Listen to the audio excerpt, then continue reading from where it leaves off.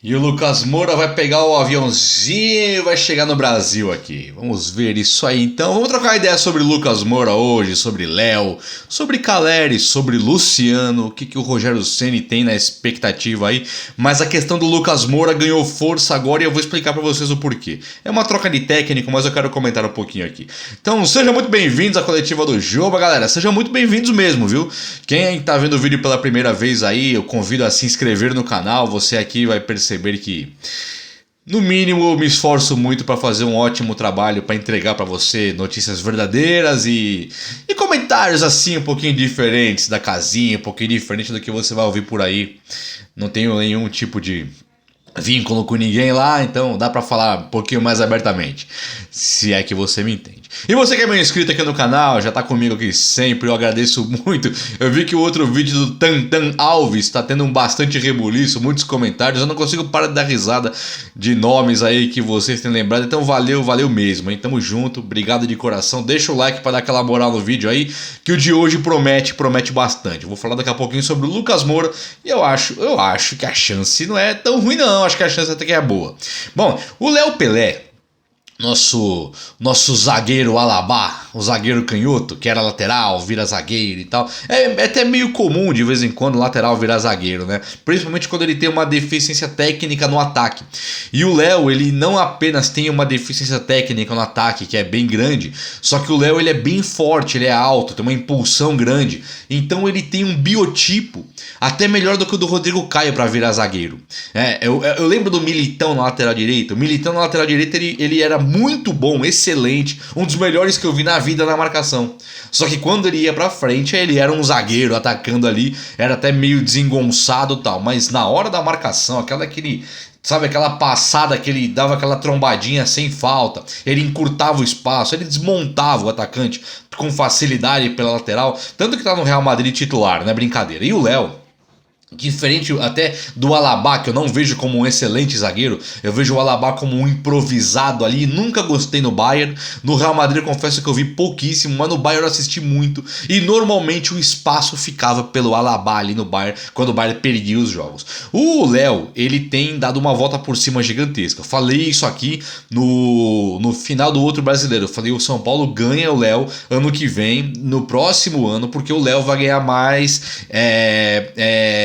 cancha, sabe? Vai ganhar mais força como zagueiro, vai ganhar mais experiência como zagueiro, porque o Léo no 1 a 1 ele sempre foi muito bom. Ele vai no 1 a 1 ele desarma o cara normalmente. Só que o Léo ele dava muito espaço quando o adversário vinha tocando. Então o cara tá com o Léo marcando ele, o cara tocava para um companheiro, abria para receber o Léo, naquela acompanhada ele deixava o espaço, coisa que eu também sempre vi no Rodrigo Caio. No 1 a 1 muito bom, desarmava muito bem, mas dava espaço, coisa que um zagueirão igual, por exemplo, Bruno Alves, que não convence nem o torcedor são paulino, dava menos espaço do que Rodrigo Caio e Léo, apesar de não ser tão bom no desarme. E o Léo tem aprendido bastante como ser um zagueiro. Então o Léo, além de eu deixar claro aqui que eu quero dar os parabéns, uma volta por cima astronômica, eu acho que o São Paulo corre risco de perder o Léo daqui a pouquinho. Nós falamos muito de vender o Luan, vender o Lisieiro, vender Gabriel Sara, vender Igor Gomes, vender Nestor que inclusive apareceu agora aí, talvez uma possibilidade de ir para a Premier League. Mas eu não descarto o Léo desse balaio também não, porque o Léo é muito novo, muito forte, muito promissor, muito bom menino. Foi na internet aí, no podcast também, e falou, cara, tô jogando no São Paulo, sabe? Você teve o Daniel Tantan recentemente aí num programa falando absurdos, ridículos do São Paulo.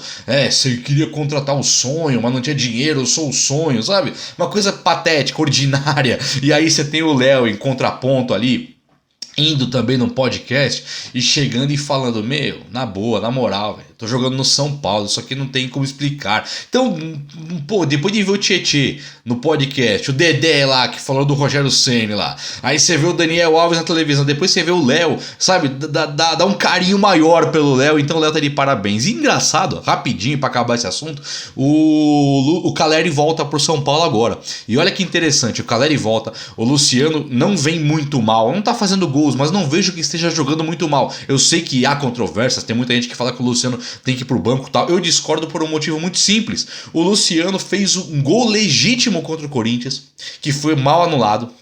E depois ele sofreu um pênalti. Foi um pênalti contra o Corinthians, não lembro. Eu sei que ele chutou uma bola na trave do Cássio também, que não entrou por pouco. Depois o Luciano ele ia fazer um gol contra o Red Bull. O Pablo tira a bola dele dentro do gol. E no último jogo contra o Inter, eu acho que o Luciano quebrava a linha defensiva. Já falei isso em outro vídeo, então não vou me estender, mas acho que o Luciano não está vivendo uma fase tão ruim quanto algumas pessoas pintam. E quando o Caleri volta, Rigoni é absolutamente o melhor do São Paulo. Aí você tem o Caleri que precisa jogar. Você tem no São Paulo o Luciano, então, que pode fazer um meia, que eu não gosto. Acho que não vai fazer esse meia, não gosto, inclusive. Gabriel Sara e Igor Gomes, que não vão sair desse time com méritos, inclusive. Rogério coerente não tirar os dois. Mas o Léo também virou um problema, porque no último jogo foi o melhor em campo. Foi melhor que o Miranda e melhor que o Arboleda. Então, um problema difícil pro Rogério resolver, mas acho que quero parabenizar o Léo pela volta por cima aí. Caleri, era o que eu tinha para dizer, é isso. O cara voltou a treinar, já tá jogando com o time em campo e tá liberado para viajar. Vai enfrentar o Bahia lá na casa do Bahia, na Fonte Nova, lá na Bahia. Então, é um grande no reforço. O Caleri talvez não corra hoje o que o Luciano e o Rigoni vão correr, mas uma peça única, uma peça que ou é ele, ou é o Pablo, ou é o Vitor Bueno improvisado, horrorosos. Então o Caleri fica na área ali, muda todo o time quando você tem um pivô de referência e um homem-gol. Porque aí o adversário tem que focar muito no Caleri. Então Rigoni, Luciano, Igor Gomes e Gabriel Sara, eles passam a brilhar mais por ter a figura do Caleri. Reinaldo e Orihuela tem como cruzar para Caleri. Então eles têm aquele pontinho de referência lá onde eles vão fazer a liga. Então, na minha opinião, um cara igual o Caleri no time, o time tende a crescer num todo, como um todo. Então acho que é um grande reforço para enfrentar o Bahia. Estou bastante empolgado com a volta do Caleri. Não gostaria que saísse o Luciano, mas ainda bem que não tô na pele do Rogério Ceni, que vai ter que optar por Luciano ou Léo Pelé para excluir um desse time aí, seja o que Deus quiser. Bom, Lucas Moura, o técnico do Tottenham, vou ler para vocês aqui o nome, era o português Nuno Espírito Santo, técnico que adorava Lucas Moura, titular absoluto, coisa e tal, que é o técnico que sucedeu ali, que veio pro lugar do Pochettino, que foi pro PSG, ele foi demitido. E ele gostava do Lucas Moura. E entra Antônio Conte. Quem esquece do Antônio Conte, a figura bonita, não vou colocar na tela, mas um cara que bem retranqueiro e tal. Ele gosta de um futebol não muito bem jogado. Ele brilhou recentemente com o Chelsea. Depois ele foi para Inter de Milão e deu certo na Inter de Milão. Tá por cima na carreira, ele é novo e ele aparentemente não vai contar com o Lucas Moura não. Na goleada que o Tottenham acaba de sofrer pro Manchester United, Lucas Moura rapidinho foi substituído. Então acho que o Lucas Moura é um cara que realmente dá espaço nesse time aí. Conte muito, provavelmente vai querer abrir espaço de estrangeiros e tal, aquela conversa de sempre. E o Lucas, ele nunca se firmou grandiosamente na Europa.